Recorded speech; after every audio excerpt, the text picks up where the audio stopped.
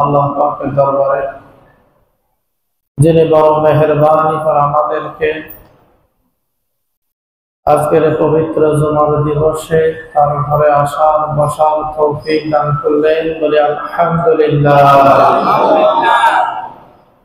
লাখো কোটি দরুদ ও সালাম নবী করিম শিরোমণি আখিরি জামানার পয়গম্বর নবী মুহাম্মদ রাসূলুল্লাহ সাল্লাল্লাহু আলাইহি ওয়াসাল্লাম।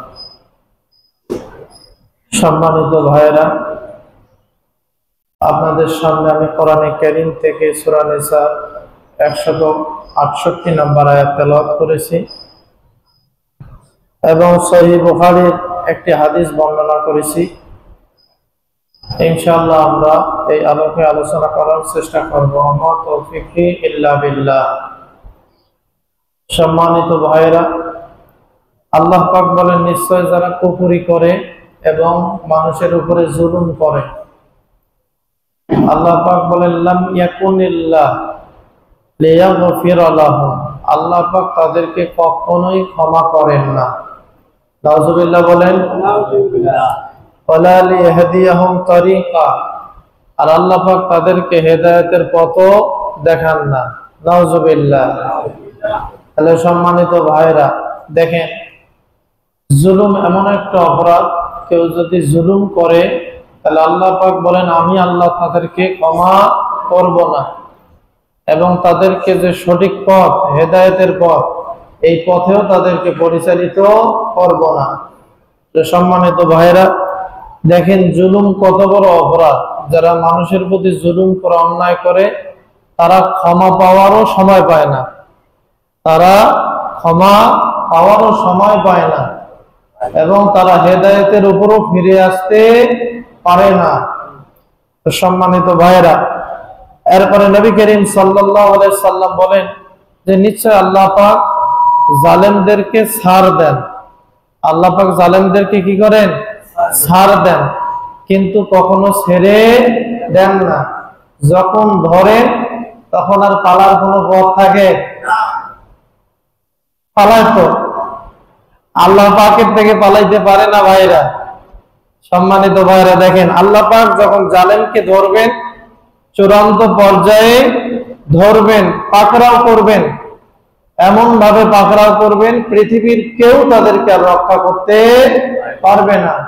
আল্লাহ পাক বলছেন ইন্না বাদশা রাব্বিকা লাশাদীদ, হে নবী আপনি বলেন যে আপনার রবের পাকড়াও খুবই শক্ত। আল্লাহর পাকড়াও খুবই শক্ত। আল্লাহ যাকে ধরেন তাকে একবারে লাঞ্ছিত করেই ছাড়েন। কথা বলেন ঠিক কিনা? আল্লাহ পাক যে ধরলে ছাড়েন না, বলা লাগবে? আল্লাহ যে ধরলে ছাড়েন না, এতে তো শেখ হাসিনাই প্রমাণ করে দিয়েছে। আল্লাহ ধরলে ছাড়েন না ভাইরা আমার। আমরা অনেক আগ থেকে সতর্ক করছি, ফেরাউনের ঘটনা শুনাইছি, নমরুদের ঘটনা শুনাইছি, জালেমদের ঘটনা শুনাইছি। আমরা বলছিলাম যে আল্লাহ ধরলে ছাড়ে না, কিন্তু এই জালেম শিক্ষা গ্রহণ করে নাই, যার কারণে আল্লাহ পাক ফেরাউন নমরুদের যেরকম দশা করছে এরও এরকম দশা করছে। কথা বলেন ঠিক কিনা? তো সম্মানিত ভাইরা, আল্লাহ পাক বলছেন হাদিসে কুদসিতে, ইয়া ইবাদি ইন্নী হারামতুজ যুলমা, হে আমার বান্দারা, আমি আল্লাহ পাক আমার নিজের উপরে জুলুম করাকে হারাম করে নিয়েছি। সুবহানাল্লাহ বলবেন না? আল্লাহ পাক কারো প্রতি কি জুলুম করেন না। সম্মানিত ভাইরা, দেখেন এরপরে আল্লাহ পাক বলেন ওয়া জাআলতুহু বাইনাকুম মুহাররামা ফালা তাযালামু, আর আমি তোমাদের উপরও হারাম করে দিলাম যে তোমরা কারো প্রতি জুলুম করবা না। সম্মানিত ভাইরা, আল্লাহ পাক তিনি জুলুম করেন না এবং তিনি জুলুম করাটাও কি হারাম করে দিয়েছেন। তো সুতরাং আল্লাহ পাক যেখানে জুলুমটাকে হারাম করে দিয়েছেন ভাইরা, এই জুলুম থেকে আমাদেরকে বেঁচে থাকার দরকার আছে না নাই? তো সম্মানিত ভাইরা, আজকে আমরা ধারাবাহিক আলোচনা করব জুলুমের উপরে ইনশাআল্লাহ। এতে কয়েক জুমা লাগুক, তারপরে জুলুমটা যে কি অপরাধ এইটা আমরা জানবো তো ইনশাআল্লাহ। সম্মানিত ভাইরা, এর জন্য আমাদের আলোচনা হবে ধারাবাহিক এবং অত্যন্ত জ্ঞান করবো ইনশাআল্লাহ, আশা রাখি। তো সম্মানিত ভাইরা, দেখেন জুলুম কি, জুলুমটা কাকে বলে? জুলুম হচ্ছে আল জাওয়ার ওয়াল মুজাবিজাতুল হাদ, আপনি কোনো কিছু সীমা লঙ্ঘন করা, এইটাকে জুলুম বলা হয়। এটাকে কি বলে? জুলুম। সীমা লঙ্ঘন মানে সীমা ত্যাগ করে গেছেন, এটাকে কি বলে? জুলুম বলা হয়। অথবা আল মাইলু আনিল কাসদ, নিজের ইচ্ছার প্রতি ঝুঁকে পড়া, মনে চাইছে মানুষের উপর অন্যায় করব, এইটাই করে বসছেন। মনে চাইছে মানুষকে গুলি করে মাইরা ফেলবো, এইটাই করছেন। মনে চাইছে আপনি মানুষের উপরে অন্যায় করবেন, সেই অনুপাতে আপনি কাজ করছেন, এইটাকে আরবিতে বলা হয় জুলুম। দেখি কি বলে? জুলুম।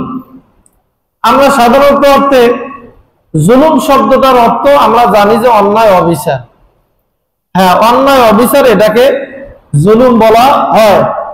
কিন্তু ভাইরা, আপনি যদি কাউকে একটা কোনো কটু কথাও বলেন, এটাও কিন্তু জুলুম। আপনি যদি কাউকে একটা থাপড় দেন, এটাও জুলুম। আপনি যদি কাউকে গালিগালাজ করেন, এটাও জুলুম। আপনি যদি কারো গীবত করেন, শিকায়েত করেন, এটাও জুলুম। আপনার ভেতরে যদি নেফাকির গুণ থাকে, এটাও জুলুম। আপনার মধ্যে যদি শিরকের গুণ থাকে, শিরক থাকে, এটাও জুলুম। আপনার ভেতরে যদি কুফরি থাকে, এটাও জুলুম। বলে নাউজুবিল্লাহ। সম্মানিত ভাইরা, জুলুম ব্যাপক অর্থ, এটার অনেক অর্থ আছে ভাইরা। আমরা শুধু জানি যে জুলুম মানে অন্যায় অবিচার, জুলুম মানে অন্যায় অবিচার, কিন্তু এটা ব্যাপক অর্থবোধক শব্দ, অনেকগুলো অর্থকে এটা একত্রিত করে ভাইরা। তো সুতরাং জুলুম হচ্ছে ওয়াখযু হাক্কিল গায়র, আপনি হকের বিপরীত কোনো কিছু যদি গ্রহণ করেন, এইটাকে জুলুম বলা হয়। হকের বিপরীত আপনি যদি কোনো কিছু গ্রহণ করেন, এটাও কি হবে? জুলুম হবে। দেখেন, আল্লাহ পাক ইসলাম দিয়েছে, আল্লাহ পাক কোরআন দিয়েছে, আল্লাহ পাক নবী দিয়েছে, এদেরকে বাদ দিয়া, এগুলোকে ছেড়ে দিয়ে যদি আপনি অন্য কিছু গ্রহণ করেন, এটাও কি? জুলুম। এটাও কি হবে? জুলুম হবে ভাইরা। তাহলে আমাদের দেশে যে মানুষের তৈরি করা মতবাদ দিয়ে যে পরিচালনা করা হয়, আল্লাহ পাকের দৃষ্টিতে এটাও কি? জুলুম। এক কথা, আল্লাহর আইনের বাইরে গিয়ে কোনো কিছু করা হচ্ছে জুলুম। এরপরে সম্মানিত ভাইরা, দেখেন জুলুমটা কাকে বলে? উলামায়ে কেরাম বিভিন্নজন বিভিন্ন রকমের বক্তব্য দিয়েছেন এই জুলুমের ব্যাপারে। যে কেউ কেউ বলছেন ওয়া তাআদ্দি আনিল হাক্কি ইলাল বাতিল ওয়া হুয়াল জাওয়ার, যে জুলুম হচ্ছে ওই জিনিস হকের সীমাকে অতিক্রম করে বাতিলের দিকে ধাবিত হওয়া। হকের সীমাকে অতিক্রম করে বাতিলের দিকে ধাবিত হওয়া, এইটাকে আরবিতে জুলুম বলা হয়। নাউজুবিল্লাহ বলবেন না? আবার কেউ কেউ বলছেন যে হুয়া ওয়াদউ শাইই ফি গায়রি মাওদিহি, কোন জায়গাকে তার স্থানে না রেখে অন্য জায়গায় রাখা, এইটাকে আরবিতে জুলুম বলা হয়। আরবিতে কি বলে? জুলুম বলে। অর্থাৎ এর দ্বারা প্রতীয়মান হয় যে যার যেটা প্রাপ্য, সেই প্রাপ্য যদি আদায় করা না হয়, তাহলে এইটা হবে জুলুম। এটা কি? জুলুম। সম্মানিত ভাইয়েরা, দেখেন জুলুমের আরেকটি অর্থ হচ্ছে হরণ করা। জুলুমের আরেকটি অর্থ কি? হরণ করা, কারো কাছ থেকে কোনো কিছু ছিনিয়ে নেওয়া। তা আমাদের দেশে যে কোটা প্রথা ছিল, এটা কিন্তু জুলুম ছিল। এটা কি ছিল? জুলুম ছিল। কেননা যারা মেধাবী, মেধাবীরা যে ভালো জায়গায় যাবে, ভালো পজিশনে যাবে, ওইটাকে হরণ করে অযোগ্যদেরকে সেই জায়গায় বসানো হয়েছে, এইটাকেও জুলুম বলা হয়। সম্মানিত ভাইরা, বুঝতে পারছেন আপনারা? তাহলে জুলুম অনেক কিছুকে শামিল করে। তো সম্মানিত ভাইরা, শুধু মানুষের উপরে যে আপনি লাঠি দিয়া গুলি করে জুলুম করবেন, এইটাই জুলুম তা না। এটা যে জুলুম শুধু তা না, জুলুমের অনেক প্রকার আছে। তো সম্মানিত ভাইরা, দেখেন মোটে জুলুম হচ্ছে 3 প্রকার। বলেন তো জুলুম কয় প্রকার? 3 প্রকার। 1 নম্বর জুলুম হচ্ছে জুলমুন বাইনাল ইনসানি ওয়া বাইনাল্লাহ, আল্লাহ এবং বান্দার মাঝে জুলুম। অর্থাৎ বান্দা আল্লাহ পাকের ইবাদত বন্দেগীর ক্ষেত্রে আল্লাহ পাকের জুলুম করে ইবাদতের ক্ষেত্রে। কেমনে যে আল্লাহ পাক বলছেন ইন্না শিরকা লাযুলমুন আযীম, কেউ যদি মাজারে গিয়ে সেজদা দেয়, কেউ যদি পীরের পায়ে গিয়ে সেজদা দেয়, কোন মানুষকে সেজদা দেয়, গাছ পাথরকে সেজদা দেয়, তাহলে এইটা হচ্ছে জুলুম। এটা কি জুলুম? কারণ সে আল্লাহ পাককে ইবাদতের ক্ষেত্রে আল্লাহ পাকে শরীক করছে, ইবাদতের ক্ষেত্রে আল্লাহ পাকে শরীক করছে, আল্লাহ পাকের অংশ স্থাপন করেছে। আল্লাহ পাক বলছেন ইন্না শিরকা লাযুলমুন আযীম, নিশ্চয় শিরিক হচ্ছে মহা জুলুম। বলে নাউযুবিল্লাহ। তাহলে এক নাম্বার প্রকার হচ্ছে বান্দা আল্লাহর প্রতি জুলুম করে, আল্লাহর প্রতি অন্যায় করে। তো সম্মানিত ভাইরা, ওয়াজামুহু, এই বান্দা যে আল্লাহর প্রতি জুলুম করে সেইগুলো হচ্ছে বড় জুলুম। সেইগুলো কি জুলুম? বড় জুলুম। যেমন আল কুফরু, বান্দা আল্লাহর সাথে কুফরি করা, এটা জুলুম। আর শিরকু, বান্দা আল্লাহর সাথে শরীক করা, এটা জুলুম। আর নেফাকু, বান্দা আল্লাহর সাথে নেফাকি করে, মুনাফিকি করে, এটাও জুলুম। বলে নাউযুবিল্লাহ।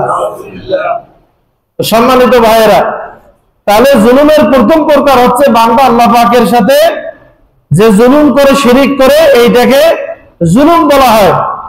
এরপরে জুলুমের দ্বিতীয় প্রকার হচ্ছে যে বান্দা তার নিজের উপরে জুলুম করে। নিজের উপরে কি করে? জুলুম করে। ধরেন আপনি যদি কোনো অপরাধ করেন, পাপ করেন, এইটা আপনার নিজের নফসের উপরে জুলুম করা হবে। নিজের নফসের উপর কি করা হবে? জুলুম করা হবে। আপনি কোন গুনাহের কাজ করলে আপনার নিজের নফসের উপরে কি করছেন? জুলুম করছেন। তো এই দিক থেকে আমরা সকলে কিন্তু জালেম, এই দিক থেকে আমরা সকলে কি জালেম। সুতরাং ভাইরা, আমরা যদি পাপ করে থাকি, কোনো অন্যায় করে থাকি, তাহলে তওবা করা লাগবে কার কাছে? আল্লাহর কাছে। আপনি যদি পাপ করার পর আল্লাহর কাছে তওবা করেন, তাহলে জালেমের দপ্তর থেকে আমার আপনার নামটা কেটে দিবেন কে? আল্লাহ।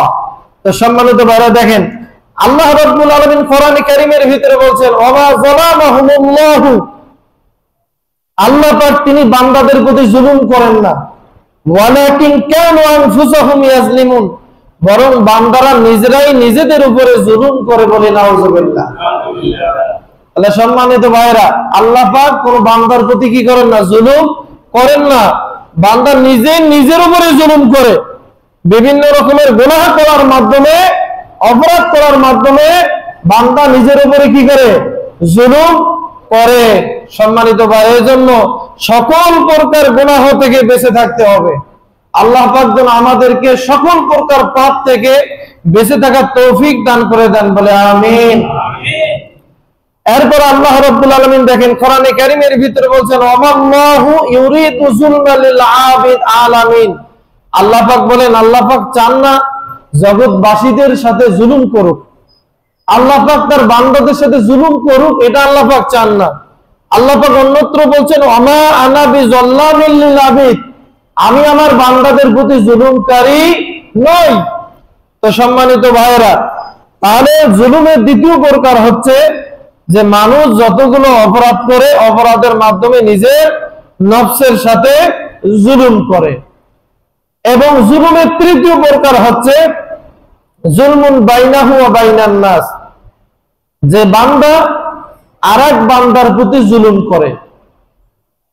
বান্দা আল্লাহ পাকের সৃষ্টি জগতের প্রতি জুলুম করে, আল্লাহ যত সৃষ্টি আছে এদের প্রতি জুলুম করে। যেমন আপনি যদি কোনো প্রাণীকে কষ্ট দেন, এটাও জুলুম। আপনি কোনো মানুষকে কষ্ট দেন, এটাও জুলুম। তো সম্মানিত ভাইরা, বান্দা বান্দার প্রতি যে জুলুম করে, এগুলোর কিছু উদাহরণ আছে। আমাদেরকে এই জিনিসগুলো ভাইরা ভালো করে জানতে হবে। দেখেন বান্দা বান্দার প্রতি কিভাবে জুলুম করে। আপনি যদি কারো জমিন অন্যায়ভাবে জবরদখল করেন, তাহলে এটাও কিন্তু জুলুম। এটাও কি জুলুম? নবী করিম সাল্লাল্লাহু আলাইহি ওয়াসাল্লাম বলেছেন মান আখাযা শিবরান মিনাল আরদি যুলমান ফাইন্নাহু ইউতাওয়াকু ইয়াওমাল কিয়ামাতি মিন ৭ আরাদিন। নবী করিম সাল্লাল্লাহু আলাইহি ওয়াসাল্লাম বলেন কোন ব্যক্তি যদি অন্যায়ভাবে কারো এক বিগত সম্পদ জবরদখল করে নেয়, নবী করিম সাল্লাল্লাহু আলাইহি সাল্লাম বলেন আল্লাহ পাক কিয়ামতের ময়দানে তার গলার মধ্যে 7টা দুনিয়া ঝুলাইয়া দিবেন। একটু চিন্তা করেন ভাইরা, জবরদখল করে কারো যদি আপনি এক হোটা এক বিগত জমি যদি আপনি গ্রহণ করেন, তাহলে আল্লাহ পাক 7টা দুনিয়া আপনার গলার মধ্যে পেঁচাই দিবেন বলে নাউজুবিল্লাহ। তাহলে যারা এতদিন বাংলাদেশকে জবরদখল করে রেখেছিল 15টি বছর, বাংলাদেশকে যারা জবরদখল করে রেখেছিল, আল্লাহ পাক কিয়ামতের ময়দানে তাহলে চিন্তা করেন তাদের গলায় কয়টা দুনিয়া ঝুলাই দিবেন। একটু চিন্তা করছেন ভাইরা, এক বিগত জমি যদি আপনি অন্যায়ভাবে জবরদখল করে নেন, আর যারা গোটা বাংলাদেশকে এতদিন জবরদখল করে রেখেছিল স্বৈরাচারী কায়দায়, আল্লাহ পাক কিয়ামতের ময়দানে তাদেরকে কি শাস্তি দিবেন একটু ভালো করে চিন্তা করেন। আল্লাহ পাক এই শাস্তি দিতে পারবেন কি পারবেন না ভাইরা? আল্লাহ পাক শাস্তি দিতে পারবেন ভাইরা। তো সম্মানিত ভাইরা দেখেন, আল্লাহ পাক 7টা দুনিয়া গলার মধ্যে পেঁচাই দিবেন।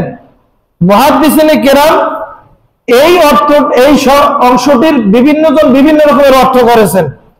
আপনাদেরকে কি বলবো আমি? সম্মানিত ভাইরা, আগে বলছে যে জুলুম সম্পর্কে আমরা বিস্তারিত আলোচনা করব, জুলুমটা কাকে বলে।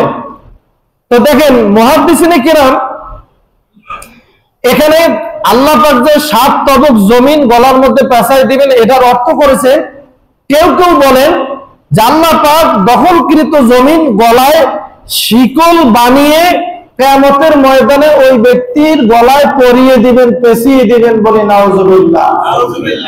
তাহলে আল্লাহ পাক এই 7টা দুনিয়াকে শিকল বানাবেন।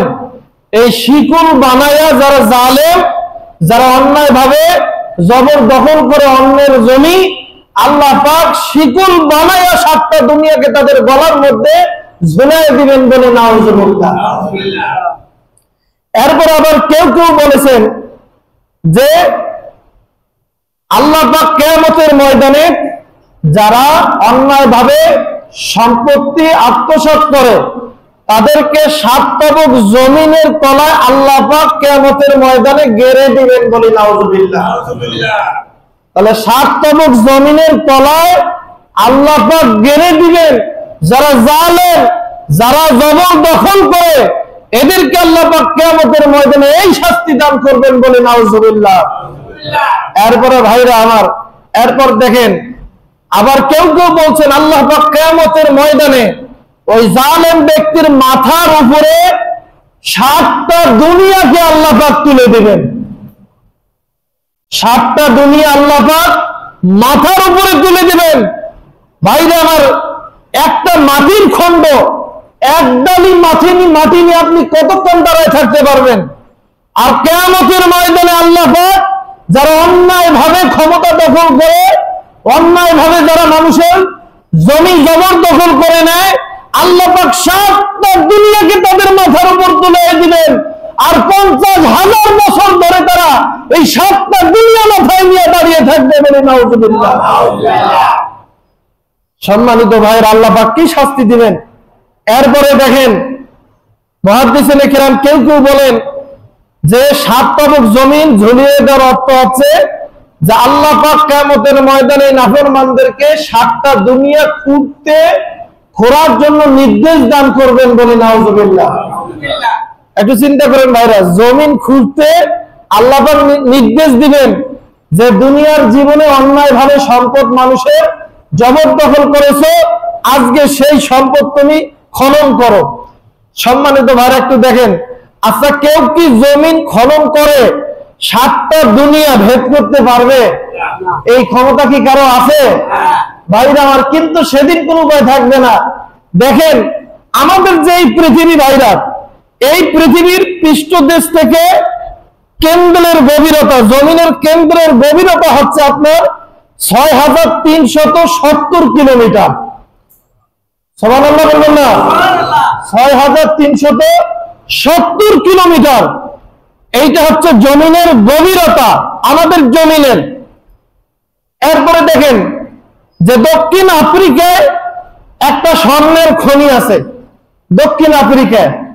এইটার গভীরতা হচ্ছে ভাইরা মাত্র 4 কিলোমিটার। কত কিলোমিটার? 4 কিলোমিটার। তো মানুষ এ পর্যন্ত 4 কিলোমিটার পর্যন্ত জমিনের তলায় যেতে পেরেছে। মানুষের পা জমিনের তলায় 4 কিলোমিটার পর্যন্ত গেছে। এই 4 কিলোমিটারের পরে আর মানুষ যাইতে পারে নাই। তো সম্মানিত ভাইরা একটু চিন্তা করেন যে জমিনের যে গভীরতা, এইটার 0.1% মানুষ এখনো পর্যন্ত অতিক্রম করতে পারে নাই। 0.1%, এই পরিমাণ মানুষ এখন পর্যন্ত কি অতিক্রম করতে পারে নাই। এরপরে দেখেন সম্মানিত ভাইরা, আবার রাশিয়ায় একটা আছে, সেটাকে বলা হয় বোরহোল। বোরহোল হচ্ছে যে বিজ্ঞানীরা পরীক্ষা নিরীক্ষা করার জন্য মানে একটা গর্ত করে, এই গর্ত করার পরে যন্ত্র দিয়ে মাটির তলা থেকে পাথর নিয়ে আসে। এই পাথর কেন নিয়ে আসে? যে মাটির নিচের চাপ কি রকম, মাটির তলায় উষ্ণতা কি রকম, এইটা পরিমাপ করার জন্য। এটা পরিমাপ করার জন্য বিজ্ঞানীরা মাটির তলা থেকে পাথর বের করে নিয়ে আসে ভাইরা। তো রাশিয়ায় এই বোরহোল আছে। তো রাশিয়ায় এই 12 কিলোমিটার পর্যন্ত মানুষ যন্ত্রের সাহায্যে জমিনের 12 কিলোমিটার নিচ পর্যন্ত পাথর খড়ি নিয়ে আসতে সক্ষম হয়েছে। তাহলে সম্মানিত ভাইরা একটু চিন্তা করেন যে পৃথিবীতে মানুষ তাদের পায়ের ছাপ 4 কিলোমিটার পর্যন্ত মাটির গভীরে যাইতে পেরেছে, আর যন্ত্রের সাহায্যে 12 কিলোমিটার পর্যন্ত যেতে পেরেছে। আল্লাহ পাক কিয়ামতের ময়দানে 7টা দুনিয়া খনন করার নির্দেশ দিলেন। যারা জালেম, অন্যায় ভাবে যারা ক্ষমতা দখল করে থাকে, যারা আল্লাহর দুনিয়াকে জবরদখল করে থাকে, কিয়ামতের ময়দানে আল্লাহ পাক 7টা দুনিয়া তাদেরকে খোঁড়ার নির্দেশ দিলেন। বলে নাউজুবিল্লাহ। তাহলে বাংলাদেশে যারা জালেম ছিল, আল্লাহ পাক কিয়ামতের ময়দানে ওদেরকে 7টা দুনিয়ায় খুঁড়তে দিবেন। এইটা কি আমাদের বিশ্বাস হয় ভাইরা? বিশ্বাস হয়? তাহলে সম্মানিত ভাইরা, আল্লাহ পাক দেখেন কি রকম শাস্তি দান করবেন যারা জালেম হবে। সুতরাং ভাইরা, এই জুলুমের সাথে আমাদের কোনো সম্পর্ক থাকতে পারে না। কারো প্রতি জুলুম করা যাবে না, অন্যায় করা যাবে না ভাইরা। এরপরে দেখেন, কারো সম্পদ যদি আপনি আত্মসাৎ করেন, তাহলে এইটাকেও জুলুম বলা হয়। এটাকেও কি বলে? জুলুম বলে। আপনি কারো সম্পদ আত্মসাৎ করেছেন। নবী করিম সাল্লাল্লাহু আলাইহি ওয়াসাল্লাম সাহাবায়ে কেরামকে বলছে, আতাদরুনা মানিল মুফলিস, হে আমার সাহাবীরা, তোমরা কি জানো সবচেয়ে নিঃস্ব কোন ব্যক্তি? নিঃস্বকে তোমরা কি জানো? সাহাবায়ে কেরাম বললেন, ইয়া রাসূলুল্লাহ, ক্বালুল মুফলিসু ফীনা ইয়া রাসূলুল্লাহ মান লা দিরহাম লাহু ওয়া লা মাতাআ। হে আল্লাহর নবী, আমাদের মধ্যে যাদের ধন সম্পদ নাই, টাকা পয়সা নাই, এই ব্যক্তি হচ্ছে নিঃস্ব, এই ব্যক্তি হচ্ছে দরিদ্র।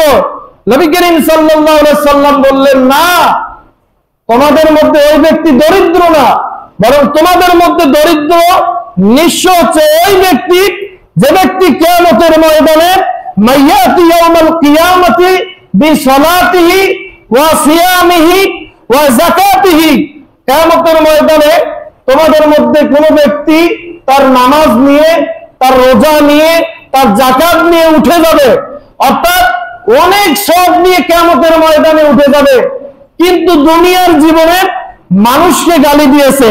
ওয়ায়াতি কদ শাতামা হাযা ওয়া কাযাফা হাযা। আল্লাহর নবী বলেন, দুনিয়ার জীবনে কাউকে গালি দিয়েছে, কাউকে মিথ্যা অপবাদ দিয়েছে, ওয়া আকালা মালা হাযা, তারও সম্পদ অন্যায় ভাবে আত্মসাৎ করেছে, ওয়া সাফাকা দামা হাযা, এরপরে কাউকে রক্তপাত করেছে, কাউকে হত্যা করেছে, ওয়া যারাবা হাযা, কিংবা কাউকে আঘাত করেছে, প্রহার করেছে। কিয়ামতের ময়দানে সব নিয়ে যাওয়ার পরও, বিশাল সব নিয়ে যাওয়ার পরও দুনিয়ার জীবনে সে যার প্রতি জুলুম করেছে, এই যাদের প্রতি সে জুলুম করেছে, এই লোকগুলো তার আমলনামা থেকে যে সওয়াবগুলো আছে এই সওয়াবগুলো নিতে থাকবে বলে নাউজুবিল্লাহ। একটু চিন্তা করেন তো ভাইরা, কিয়ামতের ময়দানে এই দুনিয়ার হক আপনি পরিশোধ করবেন আপনার সব দিয়া। কি দিয়া পরিশোধ করতে হবে? সব দিয়া। আপনার সব যখন থাকবে না, আল্লাহর নবী বলেন যার প্রতি দুনিয়ার জীবনে সে অন্যায় করেছে, জুলুম করেছে, তার যতগুলো গুনাহ আছে এই গুনাহগুলো জালেমকে নিতে হবে বলে নাউজুবিল্লাহ। তো সম্মানিত ভাইরা, একটু চিন্তা করেন যে নবী করিম সাল্লাল্লাহু আলাইহি ওয়াসাল্লাম কি বলেছেন, যে সবচেয়ে নিঃস্ব হচ্ছে ওই ব্যক্তি যে ব্যক্তি অন্যায়ভাবে মানুষের সম্পদ আত্মসাৎ করে, যে ব্যক্তি মানুষের উপরে মিথ্যা অপবাদ দেয়, যে ব্যক্তি অন্যায়ভাবে মানুষকে হত্যা করে। কিয়ামতের ময়দানে সে অনেক সব নিয়ে উঠবে, কিন্তু সব কিছু ভাগাভাগি করতে করতে শেষমেশ দেখা যাবে কোন সবই তার থাকবে না, পাহাড়ের পাপ হয়ে যাবে, মানে পাপ তার পাহাড়ের মতো হয়ে যাবে বলে নাউজুবিল্লাহ। তো সম্মানিত ভাইরা, সুতরাং আমাদেরকে সাবধান হওয়া লাগবে, কারো প্রতি কোনো জুলুম করা যাবে না। দেখেন ভাইরা, আজকে আমাদের দেশে মানুষের প্রতি যেভাবে মিথ্যা অপবাদ দেওয়া হয়েছে, আপনি বিশ্বাস করেন কেউ যদি কোনো মানুষের প্রতি মিথ্যা অপবাদ দেয় তাহলে আল্লাহ পাক দুনিয়াতে তাকে অবশ্যই লাঞ্ছিত করবেন। আল্লাহ পারবেন কি পারবেন না?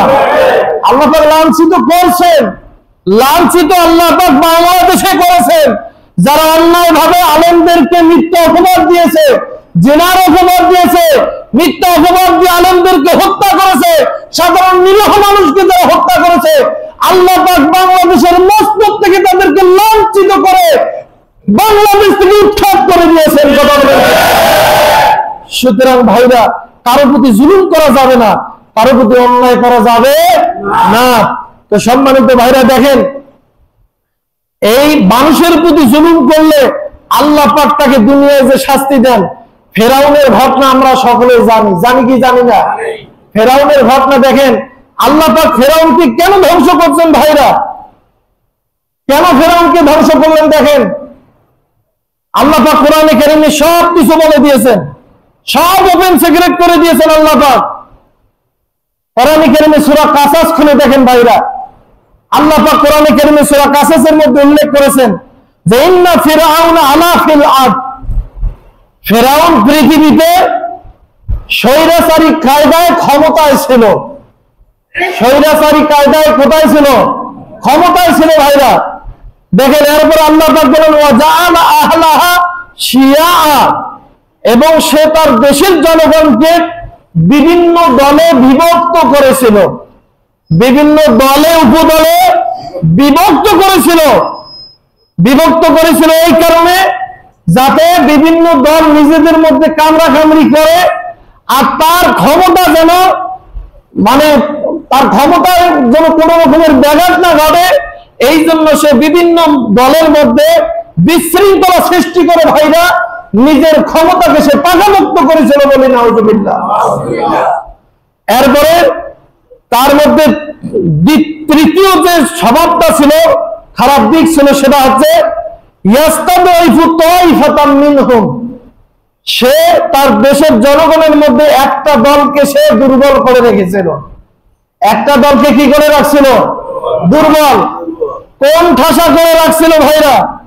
আপনাদেরকে আলোচনাগুলো কোরআন থেকে শোনাচ্ছি, আমার কথা যদি বিশ্বাস না হয় সূরা কাসাস 4 নম্বর আয়াত খুলে দেখেন এবং এর তাফসীর সুন্দর করে পড়ে দেখেন যে সে একটা দলকে দুর্বল করে রেখেছিল। ওয়ায়াস্তাদঈফু তাইফাতাম মিনহুম, দুর্বল করে রেখেছিল এই কারণে যে এই দলটা যেন তার বিরুদ্ধাচরণ করতে না পারে, তার বিরুদ্ধাচরণ করতে না পারে। ভাইরা আপনাদেরকে একটা তথ্য দেই, আজকে আমাদের দেশে কোঠার মাধ্যমে জুলুম করা হয়েছে, হয় কি হয় নাই? এই কোঠার মাধ্যমে জুলুম করা হয় নাই? কত যে জুলুম করা হয়েছে ভাইরা। পৃথিবীর বুকে সর্বপ্রথম কোঠা প্রথা চালু করেছিল ফেরাউন। কোঠা প্রথা চালু করেছিল কে? ফেরাউন। পৃথিবীর বুকে সর্বপ্রথম কোঠা প্রথার প্রবর্তক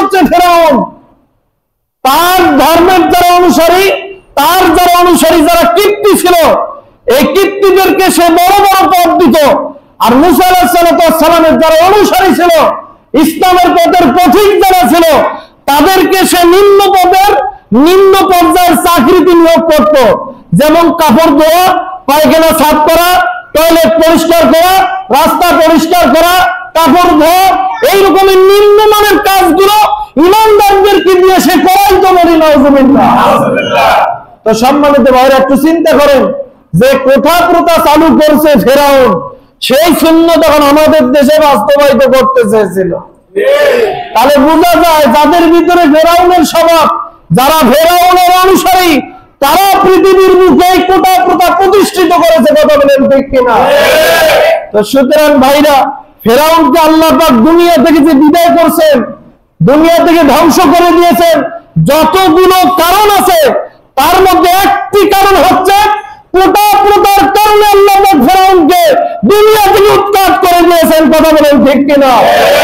আজও যারা বাংলাদেশে জালেম ছিল, এই কোটার মাধ্যমে আল্লাহ পাক তাদেরকে বাংলার জমিন থেকে উৎখাত করে বাংলাদেশের ভূমিকে পবিত্র করে দিয়েছে। বলেন সুবহানাল্লাহ। সুতরাং ভাইরা, কোটা প্রথা কোন ইমানদার মানতে পারে না, কোন ইমানদার কোটা প্রথা মানতে পারে না। কোটা প্রথা তারাই মানতে পারে যারা ফেরাউনের পিতাত্তা, যারা ফেরাউনের অনুসারী। কথা বলেন ঠিক কিনা? সম্মানিত ভাইরা, আমার জীবনের একটা বাস্তব অভিজ্ঞতা আপনাদেরকে শেয়ার করি ভাইরা। এই কোটার মাধ্যমে, কোটার কারণে আজকে আমার চাকরি হয়েছে কোথায়? গঙ্গাচড়ায়। আপনাদেরকে বলি বাস্তব কথা ভাইরা, আমি ছিলাম নিবন্ধনে নীলফামারী জেলার মধ্যে ফার্স্ট, প্রথম ছিলাম। মার্ক ছিল আমার 80 লিখিততে। দেখেন, আমার বাড়ির পাশে একটা মাদ্রাসায় আমি আবেদন করছি ভাইরা, আমার বাড়ির পাশে মাদ্রাসায় আবেদন করছি, সেখানে আমার চাকরি হয় নাই। মানে আমার থেকে প্রায় অর্ধেক নাম্বার নিয়ে মেয়ে মানুষের চাকরি হয়েছে। চিন্তা করেন তো কত বড় জুলুম করা হয়েছে আমার প্রতি, কত অন্যায় করা হয়েছে। অথচ ওই পদটার হকদার ছিলাম আমি। নীলফামারী জেলায় যদি একটা পোস্ট না হতো, সেটা আমাকে নিতে হতো। সে জায়গায় নীলফামারীতে আমার জব হইল না, হইল রংপুরে, হইল গঙ্গাচড়ায়। আপনাদেরকে বাস্তব কথা শোনাচ্ছি ভাইরা। এরপরে দেখেন এই কোঠা কত নিকৃষ্ট মানের একটা প্রথা ভাইরা। আজকে কোঠা প্রথার কারণে দেখেন এই যে স্কুল কলেজগুলোতে যে নিয়োগ দেওয়া হয় ভাইরা, 30% হচ্ছে মহিলা কোটা। কত পার্সেন্ট মহিলা কোটা? 30%। ভালো করে খেয়াল করেন যে মেয়েদেরকে যদি এই কোটাগুলো পূরণ করতে না পায়, তাহলে ওই পদটা ফাঁকায় থেকে যায়। ওই পদটা কি থাকে? ফাঁকা থেকে যায়। যদি কোনো মেয়ে না থাকে, কোনো ফিমেল না থাকে, ওটা আর পুরুষ দিয়ে ভাইরা পূরণ করা হয় না। দেখেন কত বড় অন্যায়। আমার দেশের যুবকরা চাকরি করতে পারছে না, চাকরি পাচ্ছে না, বেকারত্বের কারণে বিভিন্ন অপরাধের সাথে তারা জড়িত হয়ে যাচ্ছে।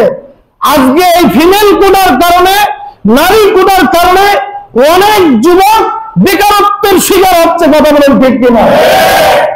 ভাইরা আমার, আপনাদেরকে বাস্তব কথাগুলো শোনাচ্ছি। তো সম্মানিত ভাইরা, তাহলে কোটাকে আমরা না বলবো, তবে হ্যাঁ, কোটাকে আমরা একবারে যে না বলবো সেটা না। আমাদের দেশে অনেক অনগ্রসর জনবসতি আছে, অনেক মানুষ আছে যারা অনেক অনগ্রসর। তাহলে তাদের উন্নয়নের জন্য কিছুটা হলো কোটা রাখা যেতে পারে, তাদের উন্নয়নের জন্য, অগ্রগতির জন্য কিছুটা হলো কি রাখা যেতে পারে। কিন্তু আপনি একবারে কুমড়া ডুম দিলেন, এই রকমের কাজ করা যাবে না। তো সম্মানিত ভাইরা, দেখেন আল্লাহ পাক ফেরাউনকে ধ্বংস করেছে যতগুলো কারণে, এর মধ্যে একটি কারণ হচ্ছে কোটা প্রথা। একটি কারণ কি? কোটা প্রথা। এরপর আল্লাহ পাক বলেন ইউযাব্বিহু আবনাআহুম, এই ফেরাউন তার ক্ষমতাকে পাকাপোক্ত করার জন্য ইমানদারদের যে ছোট ছোট শিশু আছে, ছোট ছোট বাচ্চা আছে, এদেরকে সে নির্বিচারে হত্যা করেছে।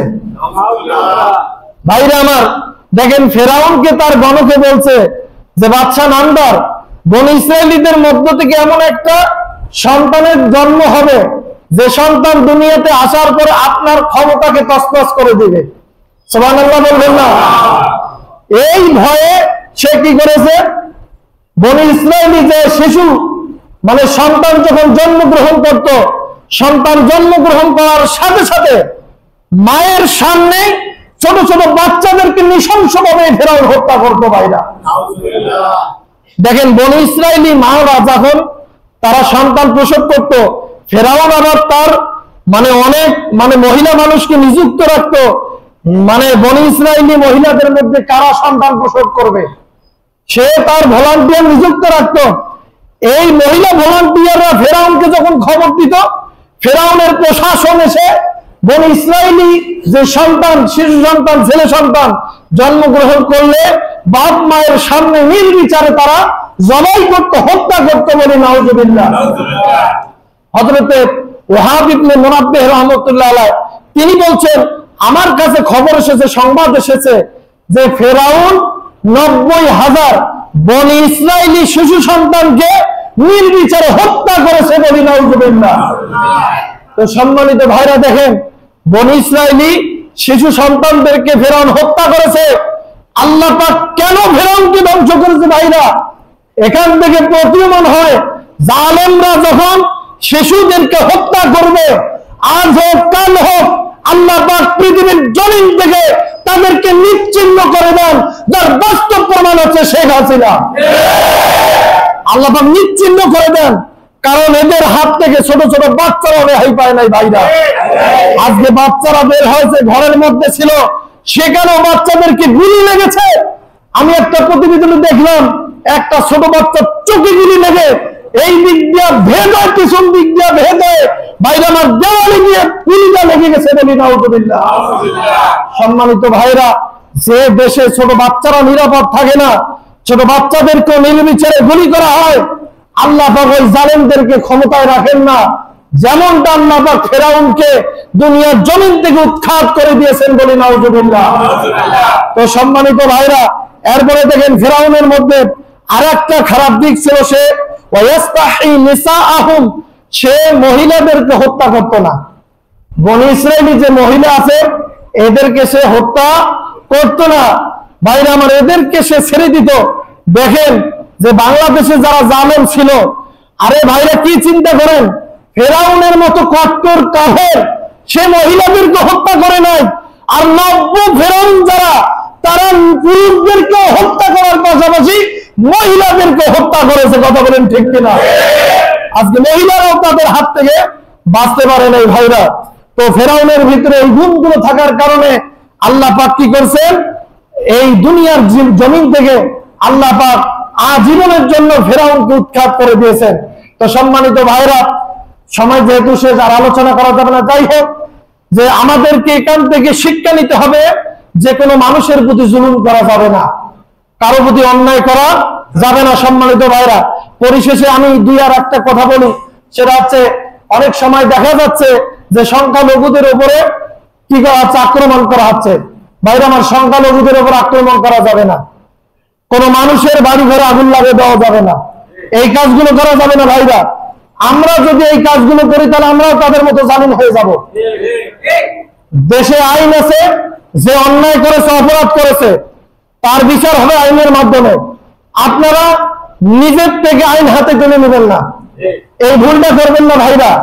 আমি অনুরোধ করব, কারো বাড়িতে আগুন লাগাই দিবেন না, কারো বাড়িঘর লুট করবেন না, কারো দোকানপাট লুট করবেন না। যারা জালেম আছে, যারা অপরাধ করছে, দেশে প্রচলিত আইন আছে, আইনের মাধ্যমে তাদের বিচার হবে ভাইরা। যদি আপনারাও তাদের এই বাড়ি ঘরে আগুন লাগাই দেন, আপনারাও জালেম হয়ে যাবেন।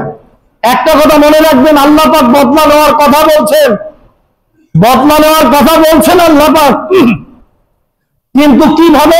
আপনার যতটুকু ক্ষতি করেছে অতটুকু আপনি বদলা নিতে পারেন। কিন্তু অনেক সময় দেখা যায় আপনার যতটুকু ক্ষতি হয়েছে তার থেকে আপনি বেশি বদলা নিয়ে ফেলতেছেন। আপনি যখন এক জাররা পরিমাণে বেশি কারো প্রতি আপনার বদলা নিতে গিয়ে জুলুম করে ফেলবেন, আপনিও জালেম হয়ে যাবেন। কথা বুঝতে পারছেন ভাইরা? এজন্য আমাদের সবচেয়ে বড় দিক হচ্ছে, আমাদের প্রতি যারা জুলুম করছে আমরা তাদেরকে ক্ষমা করে দেব। এইটাই হচ্ছে সবচেয়ে নিরাপদ। আপনি যদি দুনিয়ায় কাউকে ক্ষমা করেন, আল্লাহ পাক কিয়ামতের ময়দানে আপনাকে ক্ষমা করবেন। সুতরাং ভাইরা, আমরা কারো প্রতি অন্যায় করব না, জুলুম করব না। আমাদের দেশে যারা সংখ্যালঘু আছে আমরা তাদেরকে আগলায় রাখবো, তাদের প্রতি কোনো জুলুম করা যাবে না, অন্যায় করা যাবে না। আল্লাহ পাক আমাদেরকে পৃথিবীর সকল প্রকার জুলুম থেকে, অন্যায় থেকে বেঁচে থাকার তৌফিক দান করে দিক বলে আমিন। যারা 4 রাকাত সুন্নাত